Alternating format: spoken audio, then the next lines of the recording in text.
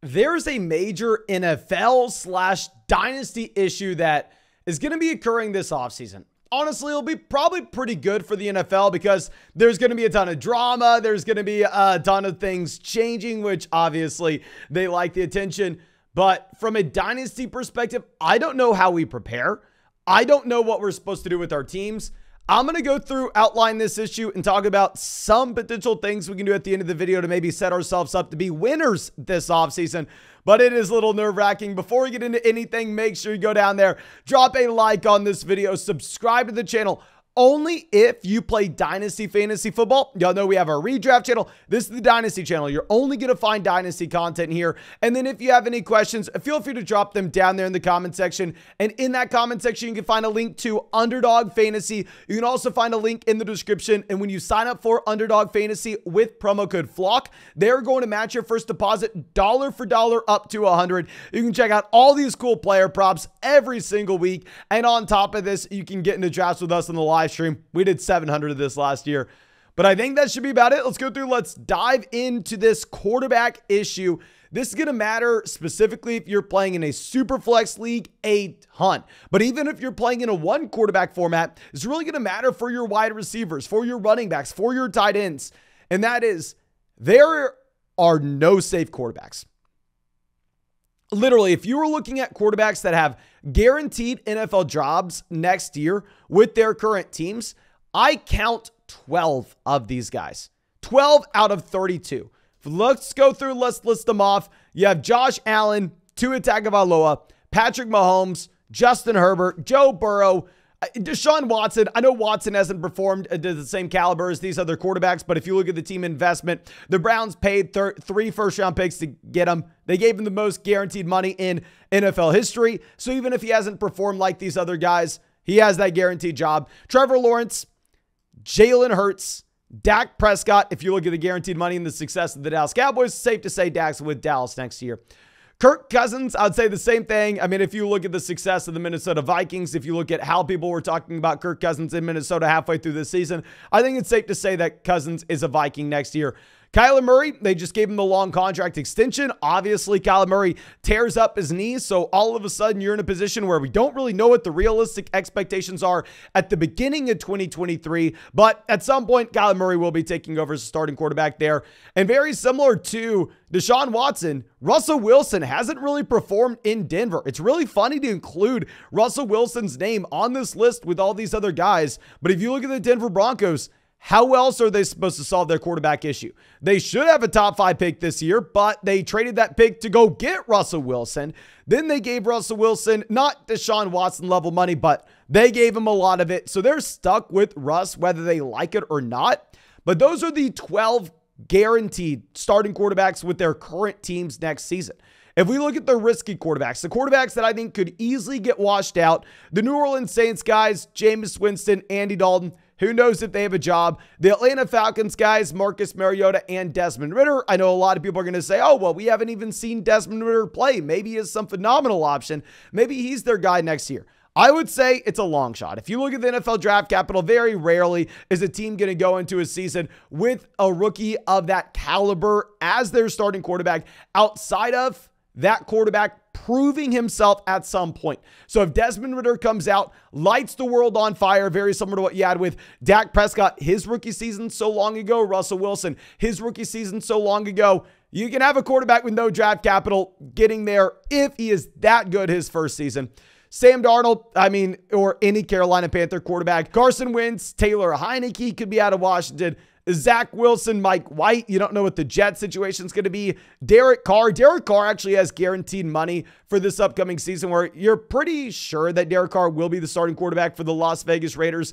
But that's only going to be for this next season. And I could very easily see them saying, okay, well, yeah, we have to pay Derek Carr. Yes, the guaranteed money, but we can still go draft someone. I mean, we were just looking at an NFL mock draft that had Hendon Hooker going over to the Las Vegas Raiders in the 2nd round. You can easily see the Raiders deciding, okay, let's get a rookie quarterback, use Derek Carr as that bridge guy. Davis Mills, I think it's safe to say Bryce Young, safe to say CJ Stroud, whoever Houston wants. That quarterback's going to go to Houston this offseason. And then Matt Ryan. So you have almost 10 quarterbacks that are just out of here, 10 starting NFL jobs that are wide open. And then we have a lot of question marks. Now, not all these guys are guaranteed to be starters. Not all these guys are guaranteed to be bench players. I mean, I'll say a few of these names. Lamar Jackson, guaranteed to be a starter. Now, keep in mind with Lamar Jackson, the reason I'm putting him on the we don't know list is just because the Ravens had the chance to extend Lamar Jackson this offseason. He asked for way too much money, apparently. Of course, how am I supposed to know? And then you end up getting a season from Lamar Jackson. Well, I don't want to say he's been bad, but it hasn't been encouraging to see Lamar Jackson continue to deal with injuries as a quarterback that you'd probably be worried about that with, as he's rushing the ball so often. I mean, that's his entire game. And even when he's been healthy, he hasn't been that top tier guy. It's difficult to see a team being over the moon about giving him a Deshaun Watson level contract.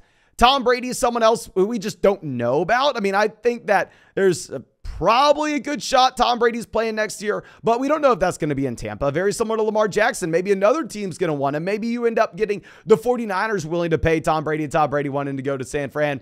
Then we have Justin Fields in Chicago. I know people are going to be screaming, going, Mason, you clown, you buffoon, you Justin Fields hater. How dare you put him on the we don't know list? While Justin Fields, from a fantasy football standpoint, given his rushing upside, is phenomenal. Fantasy football purposes, Justin Fields is phenomenal, and he flashes in real life as well. Don't try to fool yourself into thinking that Justin Fields is some phenomenal quarterback when the Chicago Bears are dead last in the NFC, when they're going to get a top 3 NFL draft pick. I'm not saying that they're taking CJ Stroud. I'm not saying they're taking Bryce Young. It's possible. That's all I'm going to say. It is a possibility we just may have to deal with. I think he probably is the starting guy. I just can't say it for 100% certainty like we can with a Joe Burrow. Now, going over to our next guy, Rodgers. I mean, Rodgers has a ton of money in Green Bay next year. Be very surprised if Rodgers ends up tiring and passing on $40 million, but who knows? And also with Rodgers, you would assume that there aren't too many teams wanting to go out there and pay the man $40 million the next 2 seasons. But you don't know. Maybe the Jets look at their entire roster and say, okay, we're a quarterback away. Let's go get Rodgers. Let's go make a play. Let's push in right now. Jared Goff, very similar to Justin Fields. I already know we're going to have everybody hating us, saying, oh my gosh, Mason, you clown. Jared Goff's done enough to get the starting job in Detroit. Yeah, very likely, very possible. Jared Goff is the Detroit Lions starting quarterback next year. It's also a possibility that they use that Los Angeles Rams first round pick, take CJ Stroud. Now, we're going to have Matthew Stafford here as well, just because you did have Matthew Berry coming out saying there was an outside possibility of Matthew Stafford retiring. I don't want to read too much into this. I think the probability is very small, but just like the very small probability the Bears take a quarterback, the Lions take a quarterback, it's in the range of outcomes, so we'll include them here. Geno Smith as well. I mean, with Geno Smith, they're going to have that top pick from the Denver Broncos. We're going to have a lot of people saying, oh my God, Mason, Geno's guaranteed. Okay, let's be realistic here. It's a possibility they take a rookie quarterback. You got Jimmy Garoppolo, Trey Lance in San Francisco, because I could see this 49ers team pulling a Los Angeles Rams from 2 years ago, saying we have the entire roster. Let's push in. Let's go get that quarterback right now. So we thought they were doing when they traded 3 first-round picks to get Trey Lance. But, I mean, it kind of is what it is. I could see this being a Brady, an Aaron Rodgers destination this offseason. We have Daniel Jones, who knows? Ryan Tannehill, who knows? We'll throw Kenny Pickett here. I think most likely Kenny Pickett is the starting quarterback for the Pittsburgh Steelers. I don't think they're going to pull a Josh Rosen. I don't think they're going to get rid of him like that, but it's not a guarantee. And same thing with Mac Jones. So the majority of these quarterbacks on the we don't know list are most likely NFL starters. We don't know where they're going to be starting, and I can't be 100% certain that their team isn't going to go out there and take a quarterback at the very top end of the first round if they have the option to. So that being said, how do we go through and build our Superflex teams? How do we go through and avoid some landmine wide receivers?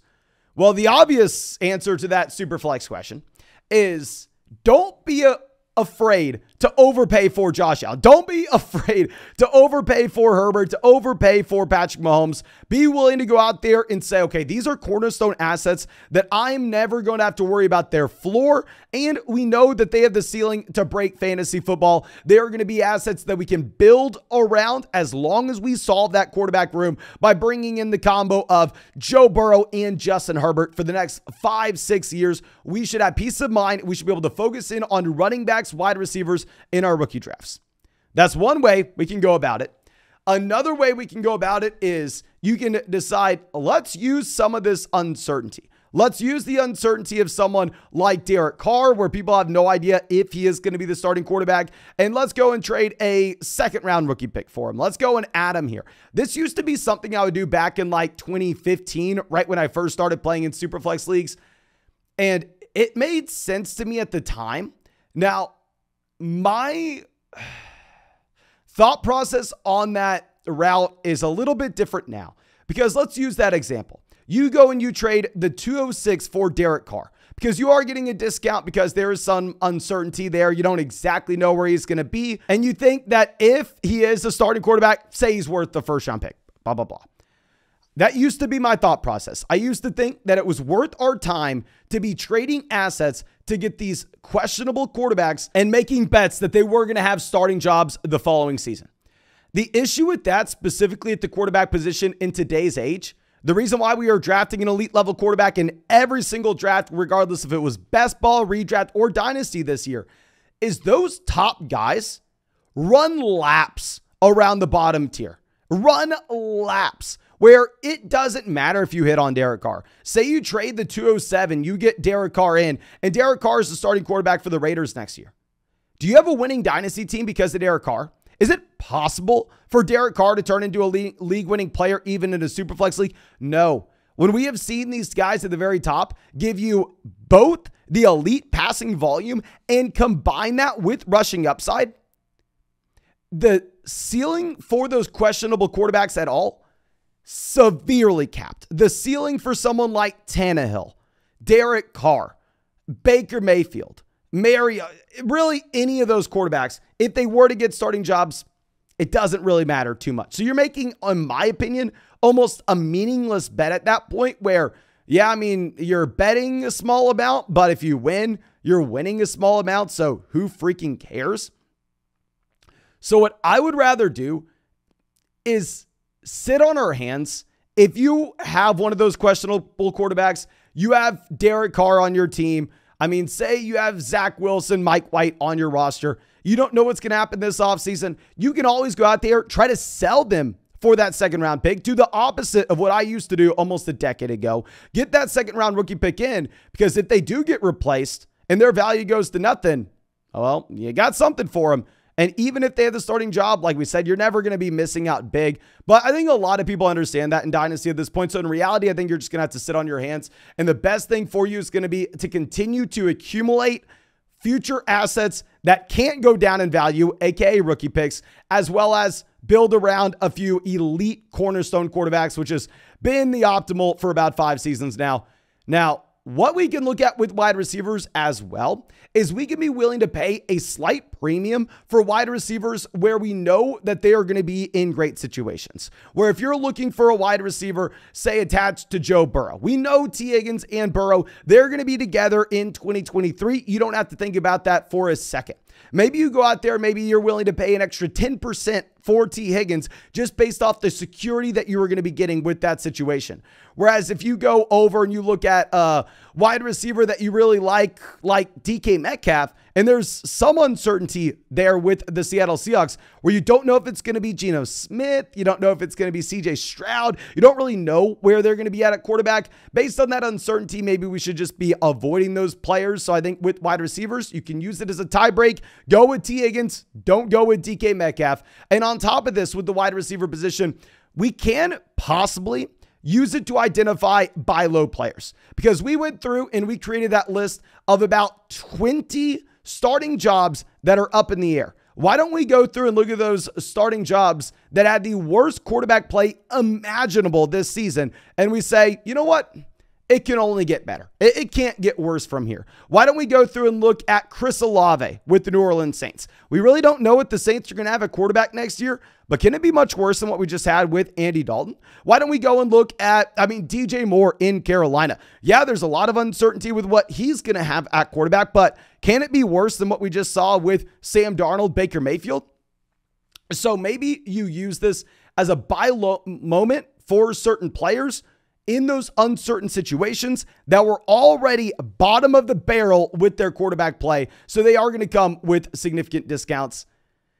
Let me know what y'all think of this video. I just think this makes ranking quarterbacks so hard. And I think this is going to be a wild offseason. Probably good for the NFL, and NFL ratings kind of turning into the NBA here a bit, at least from an offseason perspective. But thank you again for being a member of the vlog. Thank you for supporting the channel. If you have not done so already, go down there, drop that like, subscribe to the channel only if you play Dynasty Fantasy Football. If you have any questions, drop them in the comment section. And in that comment section, you can find a link to Underdog Fantasy, where every week you can check out all these cool player props. When you sign up for Underdog with promo code FLOCK, they're going to match your first deposit dollar for dollar up to 100. And on top of that, you can get into drafts with us on the live stream. But thank you again. I appreciate you. I hope you have a great day, and hope we get to see you with the video tomorrow.